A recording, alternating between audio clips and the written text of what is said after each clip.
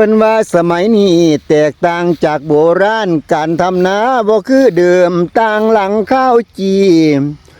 บ่ได้ทนมาทอนล้อรถสีคือเก่าบ่ได้ตีฟาดเข่าคือดามมันดังเคยมีแต่ยิ้มเปื่อยๆให้รถเกี่ยวเข้ามาหาเกี่ยวขึ้นมาให้มันครบตากแดดเอาก็พอแล้ว อันนี้เขาเจ้าเมียนบ่โอ้ข้าวเหนียวอยู่นี่ได้2 อุ้มยายออกมาไว้อันนี้ข้าวเจ้า2 ล้านนี่เป็นข้าวเจ้ากินข้าวเจ้ามาขึ้นยากสิเว้าไทยแท้เนาะบัดนี้เนาะแฮงเว้าบ่ถนัดอยู่ข้าวเจ้านี่กินเฮาต้องเว้าไทยได้จังบ่เสียยี่ห้อข้าวเจ้านี่ก็ได้อยู่2 อุ้มนี่ล่ะปีนี้บ่ปานใดพี่น้อง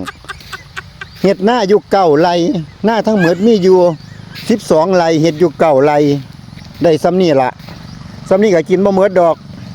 ปลาข่อยมาแย่วคืออันนั้นแท้